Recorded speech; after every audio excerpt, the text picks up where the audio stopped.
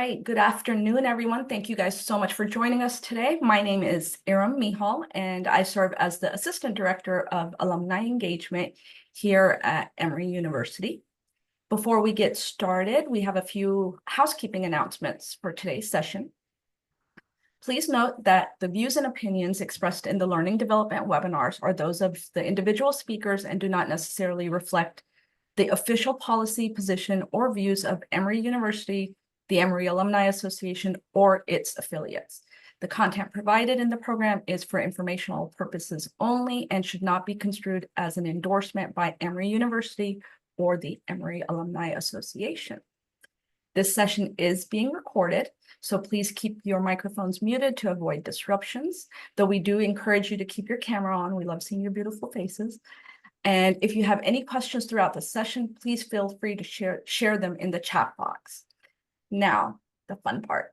I'm excited to introduce our featured coach, Hallie Crawford. Hallie has been a certified career coach, speaker, author, and national career expert since 2002. Her company, Create Your Career Path, is headquartered here in Atlanta, Georgia. She is regularly featured in the media like Forbes, CNN, Money Magazine, Wall Street Journal, and has an undergraduate and graduate degrees from Vanderbilt University and the University of Illinois. With over 2,000 success stories, her and her team of coaches and resume writers help professionals find jobs that make them want to jump out of bed in the morning and go to work. Their website is createyourcareerpath.com. Please join me in welcoming Hallie Crawford. Thank you so much, Aram. And next time we'll have elevator music, we promise. So I'm excited to be here with you all today. Thank you for joining.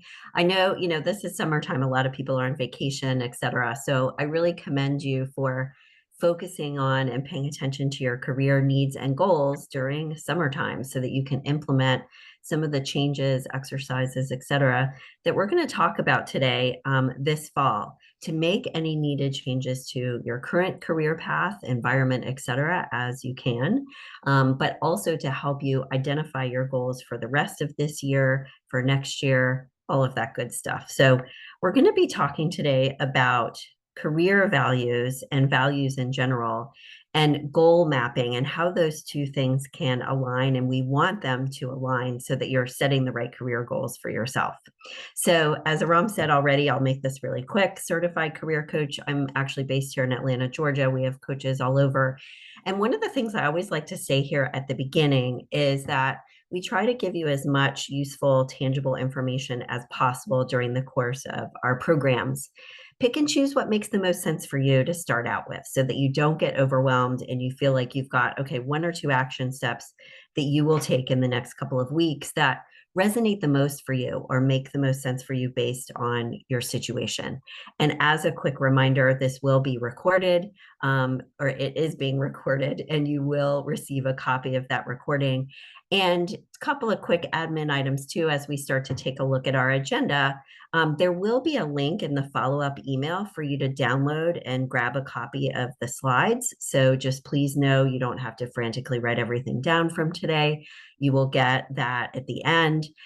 There's also information on this slide if you want to grab them now or email us with any additional questions.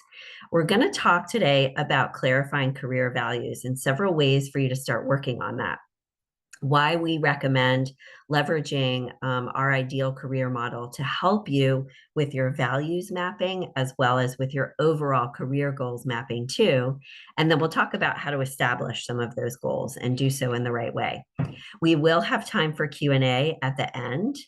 If we don't get to your question today, you can feel free to email me at admin@createyourcareerpath.com. Happy to answer those offline as well. And please feel free to put your questions in the Q&A box at any time that we're going today, because I'm happy to pause and stop and answer anything, especially if it's something that's really pertinent in that moment too. So let's dive in and talk about why values and goal mapping just in general is so important. Here's the deal. I feel like so many professionals, I think this is getting better over time. And I think this is something that has happened a little bit more so since COVID as well, that people are getting better at managing their career more proactively. I think in the past, it was kind of and I'm showing my age here, punching the time clock, right? And we would just kind of let our career paths go. And maybe in some cases within our organization, there was a clear career progression. I find that in some cases that has changed a lot, and we have to manage our careers more so, almost like an investment. It can be one of our best assets. And we want people to manage their careers as actively as possible. You can't just kind of let it go on autopilot, because in a couple of years, you may look back and say, oh, okay, where did the time go? I didn't work on the things that I wanted to. And when workers and professionals are surveyed, 50% of them say that the goals not only help you achieve what you want to and ensure that you remain challenged, but it also boosts your motivation and sense of purpose. And this is just like it's a snowball effect in a good way. So the clearer your goals are, the better off you're going to be. Now, what I'll say about this before we go to our next slide, just really quickly, is that we want you to get your goals to be as clear as possible, but know that they don't always have to be crystal clear and perfect, because as we know, life happens, things may need to change. But it's better to put something down than nothing and adjust it later on over time as needed than just, kind of let things go willy-nilly, so to speak. Okay. And the good news is that because of what we're talking about today with the clear goals, but also starting to understand what your career values are, this will help you get a better sense or have a better sense of motivation, meaning, and purpose in your work life, which is fantastic. And what we have found is that employers are listening more than ever, that they are understanding more that they need to do things to help their employees be motivated. And what we want people to do is align your goals with your values, your strengths. Our model will give you all of those components that will help you establish, I don't want to say like the right goals, because everyone's goal needs to be different and unique to them. But we want you to consider certain things in order to be, proactive about your career path, and establishing ones that make the most sense for you will give you that sense of meaning and purpose, but also help you move up and move forward.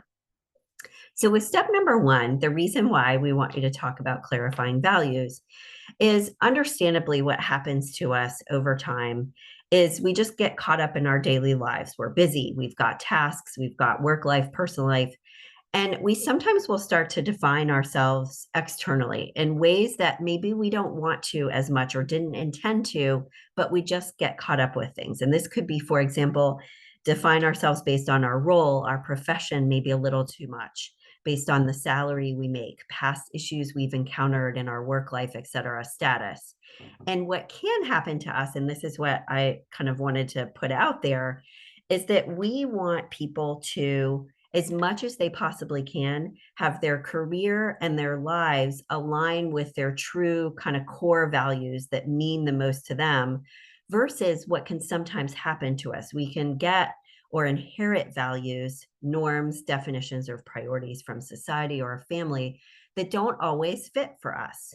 And these are two kind of examples here on this slide here, and I'll explain why they're here.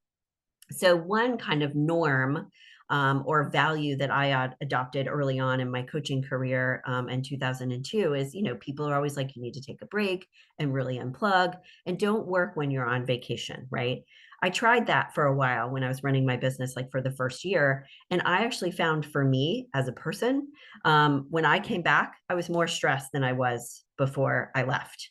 So for me personally, one of my values is to stay in touch with work a little bit, even while I'm gone. I'm still unplugging, but I feel better kind of knowing, having my finger on the pulse of things, knowing that I'm not going to come back to this pile of emails, etc.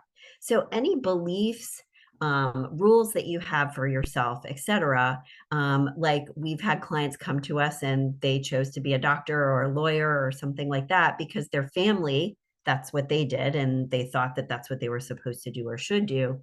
What the first thing we want you to think about is, do you have any inherited values, norms, et cetera, or beliefs or rules that may not be working for you as much as they possibly could be?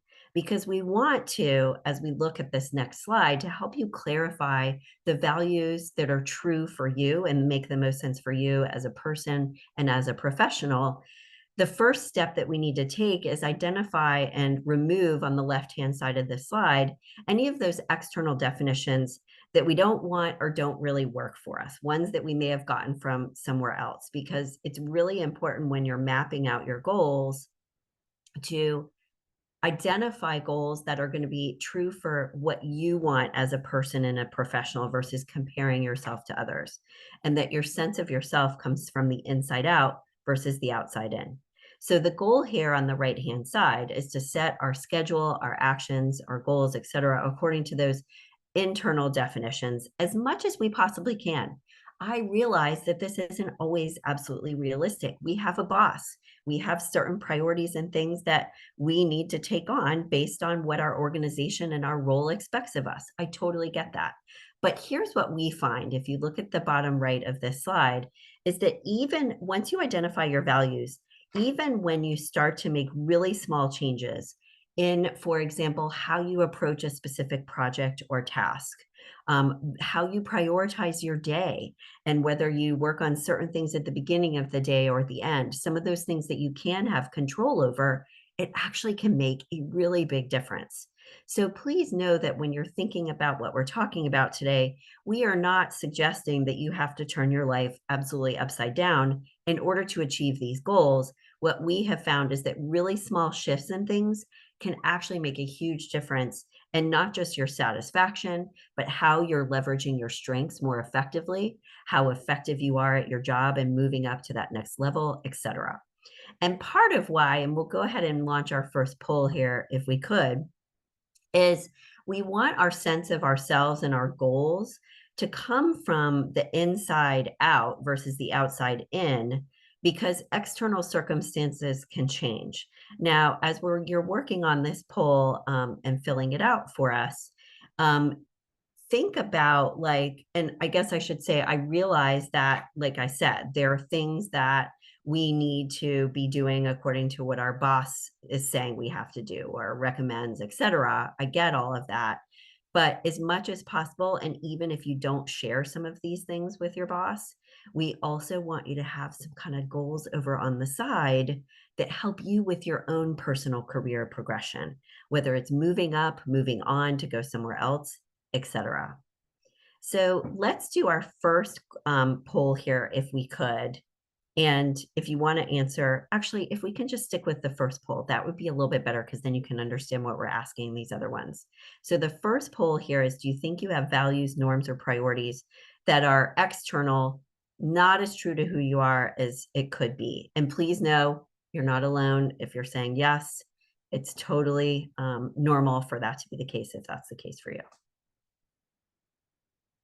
We'll give you a moment to fill out this first one.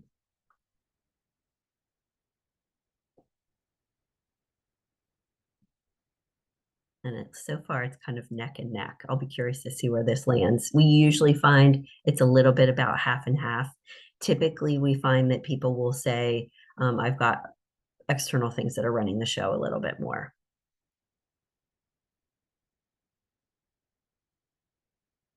And as we're working on this too, not to rush it too quickly, but I want you, for those people who have finished the poll, to be able to take a look at some of these exercises that we'll go over that can help you identify the right goals, the right values, etc. And as we're thinking about this, what we would recommend is, as much as possible, if you can attach your career goals to your career values, you are going to be identifying the right goals, B, much more motivated to achieve those, and C, achieving those goals is going to be that much more fulfilling. So that's why we're talking about both of these at the same time, if you will. Okay, so far, and let's talk about these action steps. We've got 61% that are saying the goals or their values, et cetera, internal or true, which is great. And then 39% that are saying inherited external, which is that's what we want, is we want it to be more on the true end. And we had a quick question here, and thanks for asking this, Kristen. So examples of career values, it's a great question. We like people to define them in any way that makes the most sense for them. But for example, one of my career values is risk. I like trying new things, experimenting with new ideas, and I like being able to see kind of what else is out there and push the limits just a little bit, not like crazy. And that's something that's important for me, to be in a more kind of free flowing environment as a business owner. Obviously, I have that in order to test out new or different things. So if someone has that type of value, they might be good at working at like a startup or a very, for example, nimble organization. Another person might have a career value of education, educating other people in some way. Another person might have one of being a mentor. Another might be life balance, work-life balance could be a career value. Some people will have values of like literally working with numbers. That's what I want to be doing.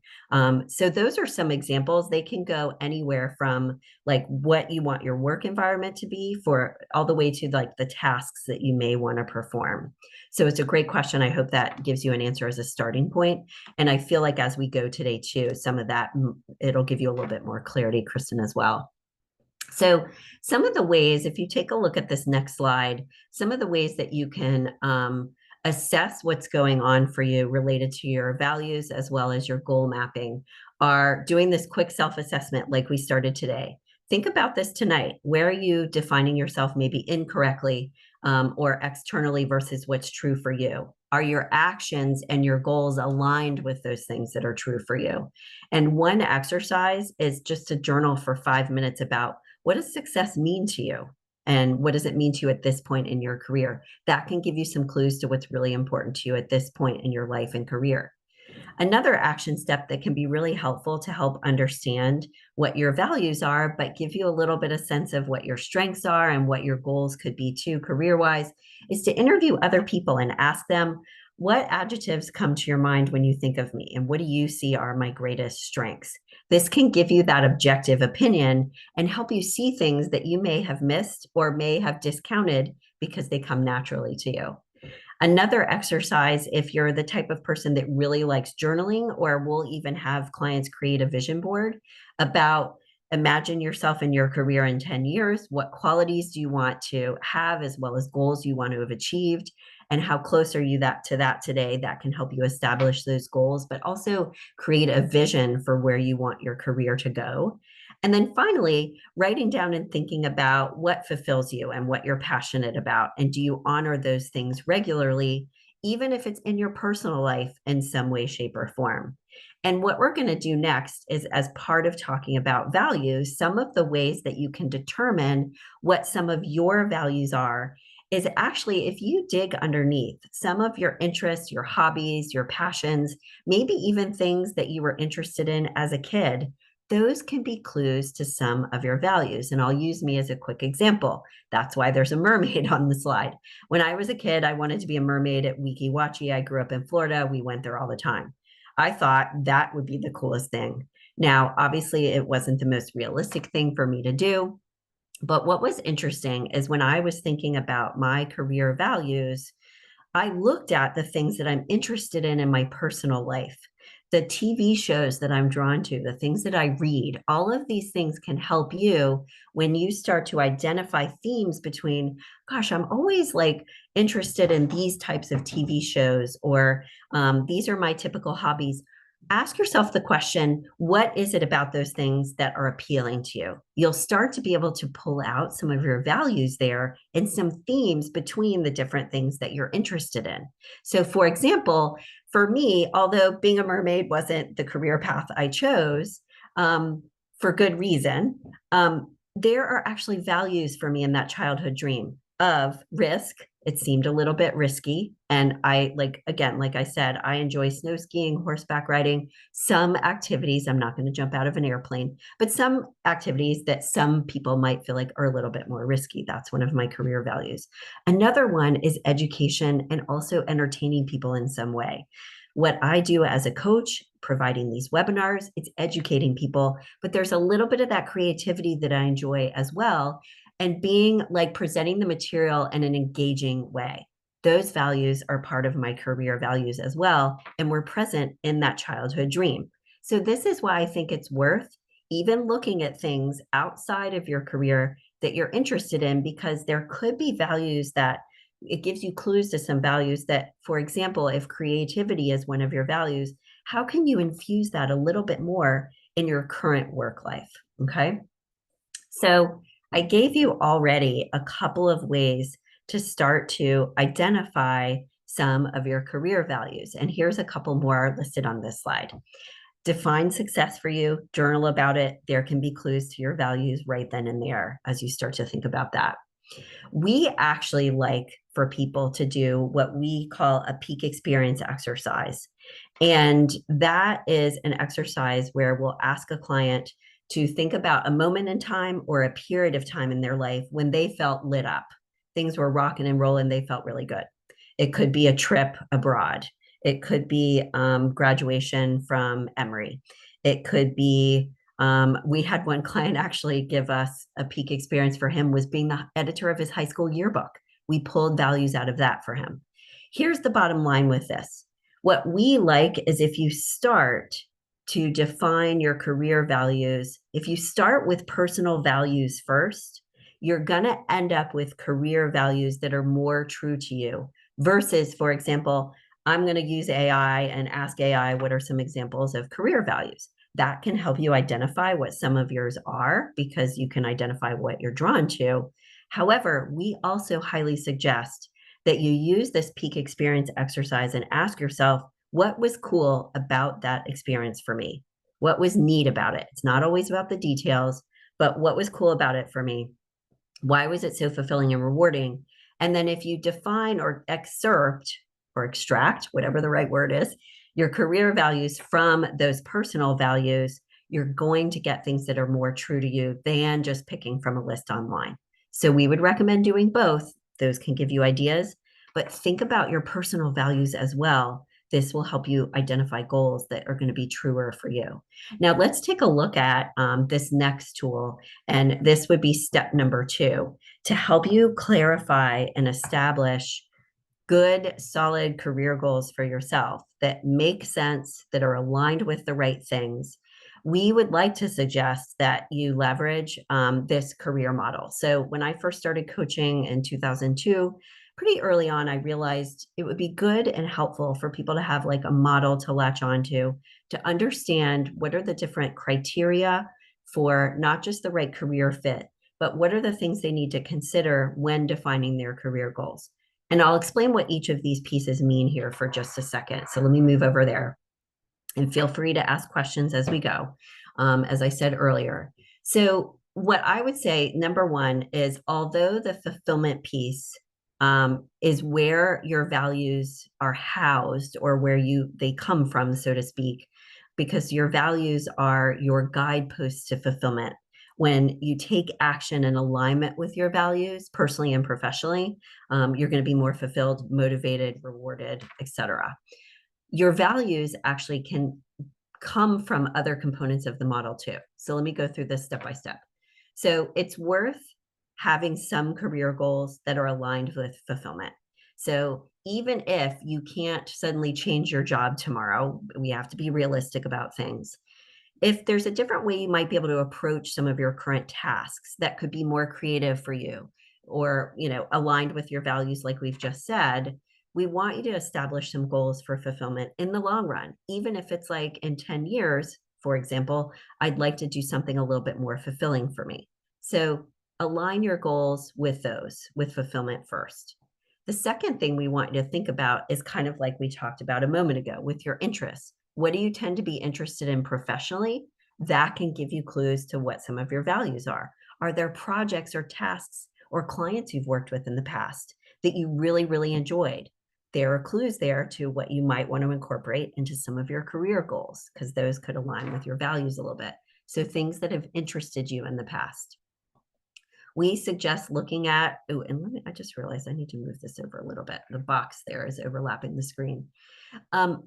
we want you to think about your strengths as well. So I think this one can be kind of obvious for people when they're thinking about establishing career goals. Some of your values may be some of your strengths and vice versa. That happens a lot with people. When they're good at something, it tends to be like one of their values. So, for example, another value for me that's career and personally oriented is authenticity.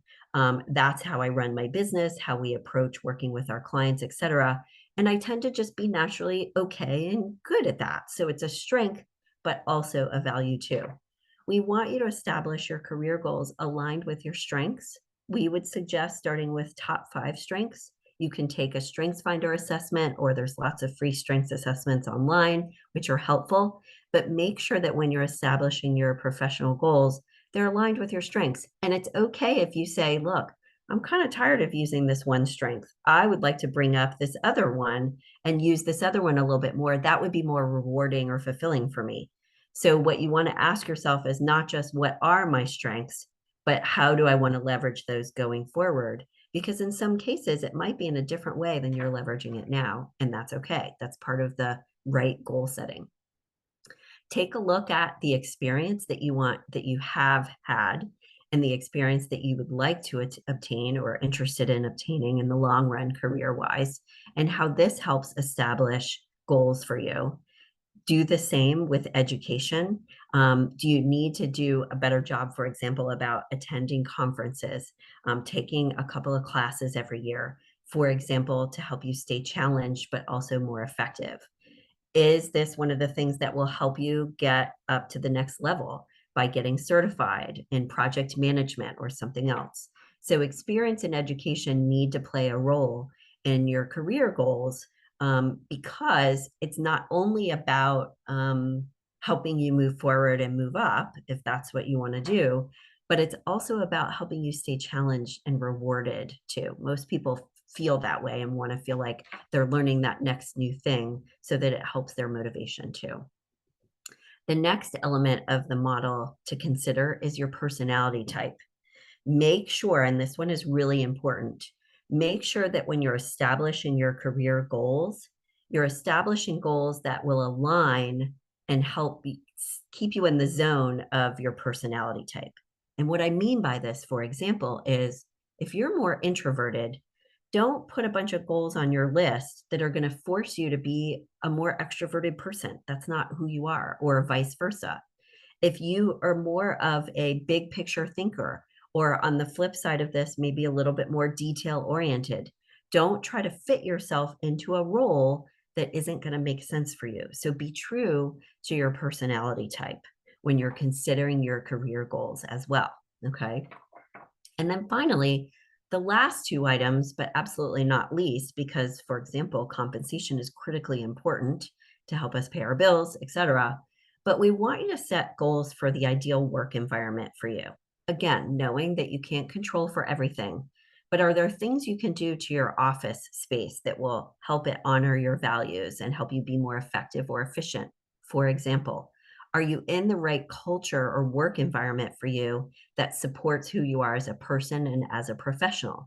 Or are there things that you'd like to try to ask for from your boss, the work environment, et cetera, that could change to help you be more supported? Or if you're not in the right work environment, just by the way, do you need to make a move? Stay within the same industry, stay within the role that you're in, but it's time to make a change. We had a client talking to us this morning about being in a toxic work environment, and we hear that more often than we would like. So establish goals as well for the right work environment for you. And finally, last but absolutely not least, is compensation. What are your salary goals for the next 3, 5, 10 years? And mapping those out for yourself. The reason why, and then we'll go to this next slide, the reason why we leave compensation to the end is not because it's not important. It's because we don't want all of your career goals to be just driven by that, because what we find is that it narrows your thinking too much. We want you to think big picture, a little bit more outside the box first, and then you can narrow down and adjust your goals based on what's realistic and practical for you, compensation and otherwise, but you're working from a bigger pool there, which is helpful. You'll get closer to what's really a good fit for you. Another exercise that can help you with your goal mapping is to cover each of these components carefully, like we just said a second ago. But you can also, in addition to establishing your goals, do a quick ranking self-assessment of what's your current state of your job and your career path right now as it relates to each of these components and areas, and identify the ideal state for yourself as well. So a different exercise of ranking things, but then also that visioning that we just talked about a few minutes ago about, okay, where do I want to be and how can I get there as much as possible? We know that some of this might feel like a lot. I always just wanted to mention this is we offer a free consult call if you're interested in our services, if you need help and deeper help with anything we've talked about today or anything related to your career. We always do give a discount for alum. So remind me that you're from Emory and heard about us on this webinar so we can give you that code. You can email us at admin@createyourcareerpath.com to find out more about that. And it's a quick call to learn more about our services and if it's the right thing for you. Let's talk about step number 3, and this is defining our goals. So the beginning of our talk today was about covering all of our bases. And honestly, as we're starting to, think about this, and we'll look at our poll results for the second one too, what we suggest and give to our clients that work with us is we've got an Excel spreadsheet that maps out each of the areas of the model and has a different tab for each of those areas so that they're able to establish goals more easily within each of those components. And they feel like they're really covering their bases. That's the idea there. So using your desired future state from the career model, define, I would say, honestly, one career goal for each element. And also, as part of this exercise, try to align those goals with your values. Now, here's why I say one career goal. We don't want you to get too overwhelmed and have like 50 goals and then you don't do any of them. So we want you to be careful about that. I would set one goal for each area of the model. And if there's an area, though, that is really lacking right now, and that's the area that you want to focus on more immediately, it's okay to set more than one. But just be mindful of not trying to have like 5 or 10 in each area. Keep it reasonable for yourself. Know that, you can project out and say, for example, I'm going to work on this one now, and then I'm going to work on the work environment, in Q4 of this year or Q1 of next year, whatever makes the most sense for you. Okay. And as you go through your goals, and we look at this next poll, I'm thrilled that 61% have attached their career goals to their values. That's awesome. And then we've got 39% are saying, no, you're not alone. Most of our clients have not done this, and that's part of why they come to us. But when you establish your goals, just put a quick note about what value would be honored, respected, however you want to think about it, kind of covered that base with that goal. Because here's what I'll tell you, and I know this sounds maybe kind of goofy, but when I'm performing a task for work, and I realize in that moment that I'm honoring one of my values or leveraging one of my top strengths, I'm that much more motivated to achieve and work on that. Like it's a mindset about being clear and understanding that you're not just doing this, yes, okay, to earn a paycheck, which of course we are, or because your boss told you, et cetera. But the more you can infuse that sense of or remind yourself about the values that you're honoring regularly, that can help you with your motivation, your inspiration, and help you feel more fulfilled at the end of the day as well. Okay, so some of your goals, let's give some examples here on this next slide, and we'll start to move into Q&A here in the next 5 or 10 minutes. We've got plenty of time for that. But when you think about some of your goals, we'll use the strengths component of the model here. So self-assessment, write down the activities where you lose track of time or those things that people compliment you on. So sometimes we can identify our strengths too by looking at previous performance reviews, et cetera. The Strengths Finder assessment, we mentioned that earlier. If you just do decide that you'd like to take that, just heads up, we find that the top 5 strengths is plenty. It's the lower cost option that they offer, and they give you so much really good information. Also, onetcenter.org, and I'll put this in the chat, that has some really good assessments of values and other things that you can use that are complimentary and free. Interviewing other people, we talked about that earlier. What do you do better than most people that you know, or they know, sorry. And the reason why we bring this up is, as humans, we tend to discount what comes naturally to us. We just assume everyone is good at the same thing. And so having this objective opinion, strengths finder assessment, or talking with other people can actually really help. And then finally, make a list of those strengths that you want to utilize more frequently and how you can do that, okay? And for our last poll, it looks like regularly assessing strengths is a little bit lower. We've got 64% on this one, and 36% are saying yes, 64 are saying no. So it looks like we need to work a little bit more on the strengths piece and assessing those.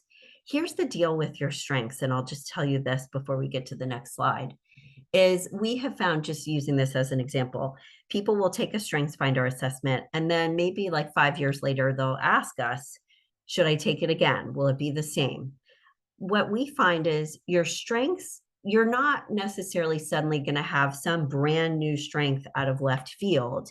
But for example, with the strengths finder assessment, your list of strengths may change in order of priority based on how your role has changed. Maybe your industry has changed, what you're doing a little bit differently. So we can obtain new strengths or hone our skills and strengths a little bit more. But we also want to be mindful of not trying to force ourselves to do something really well that we're just not naturally good at. What the Gallup organization asserts, which is the organization that owns the Strengths Finder assessment, and I think it's very wise, is if we spend all of our time trying to improve our weaknesses, we're going to get like 25% better, give or take, at those things, because they're naturally just what we're not as great at. But if we spend more of our time trying to align things as much as possible with our strengths, the things we're naturally good at, we're going to get like 150% better, right? So instead of focusing all of our time on fixing our weaknesses, try to focus on how can I play to my strengths as much as possible. And as part of aligning your goals, if we take a look at this next slide here, part of what we want to be thinking about is, are you spending the majority of your workday on tasks that are fulfilling to you and that you're good at? And we want that to be at least 50% or higher. 60% or more would be great.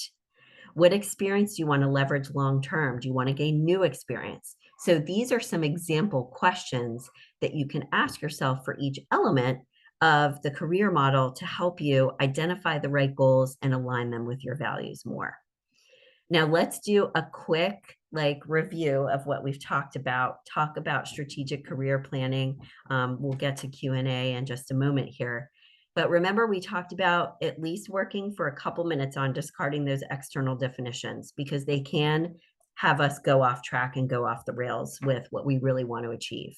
Defining that fulfillment from your list of values, craft your goals, and leveraging your strengths, which ones you want to leverage long-term, continue to leverage, or ones that you want to bring up.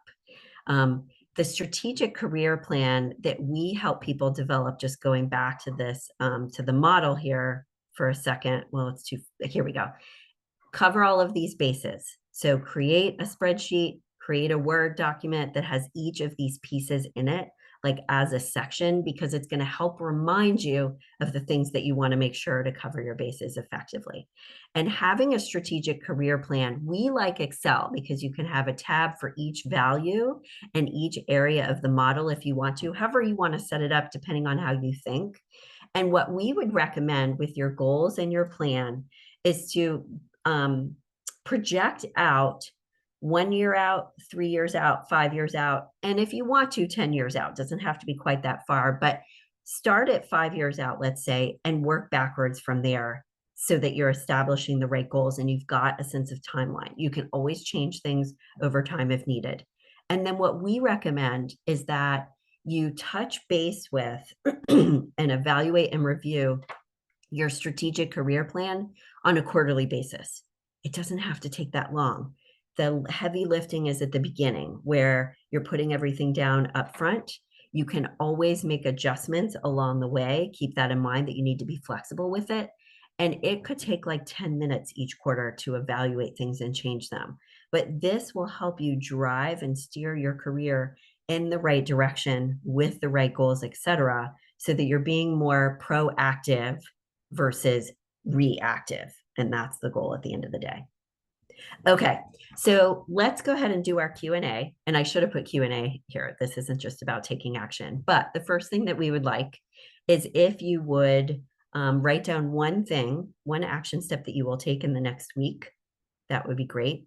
We'd love to hear your action steps in the chat or the Q&A box. Please feel free to share those because you might give someone another idea that they didn't think of, which is awesome.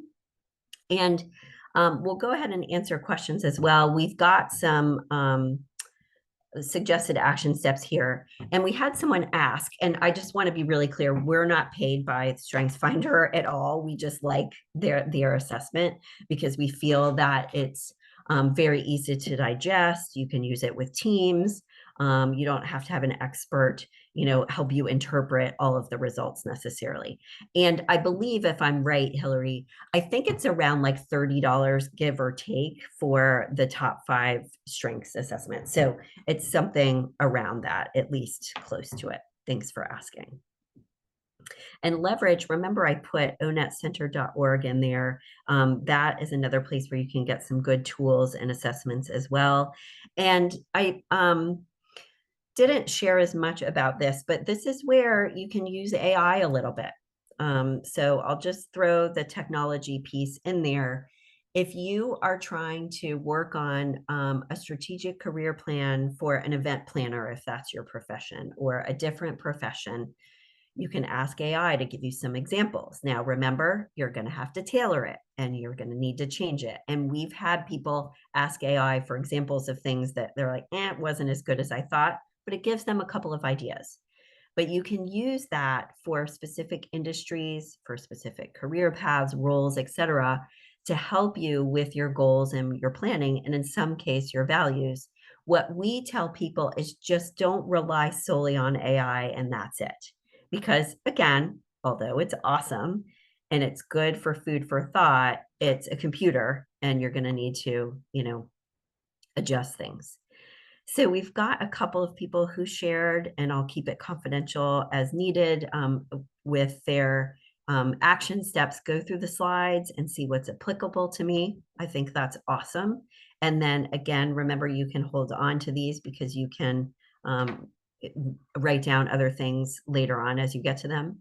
And another person shared, reevaluate my goals that speak to my actual career goals versus the metrics of my current role.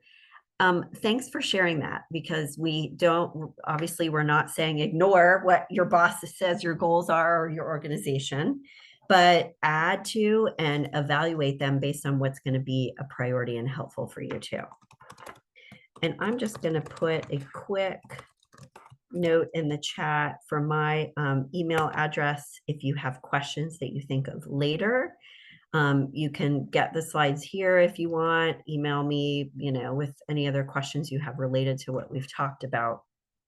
And let me make sure. Oh, we've got another person saying evaluate my strengths, and I like the arm, the emojis in there too. I'm not as good at those as I could be. Oh, good. Thanks. So in the chat is the link for the StrengthsFinder assessment. Thanks, Aram. That's perfect. And it's the 25. The 34 is 59. Like I said before, completely up to you. I think the top 5 is plenty, and gives a lot of really good information. So that's usually my maybe biased opinion, but I think they give you a lot as it is, and it's a lot to digest. So start with that one first. All right, good. This is so helpful. Aram, is there anything while we wait to see if there are more questions that you want to announce or say about anything coming up, etc.? So of course we have next week another workshop, and that's focusing more on creating, it kind of aligns with what today's session was of knowing your values, and it's creating a purpose-centered resume. So it kind of goes hand in hand. So we have that next week.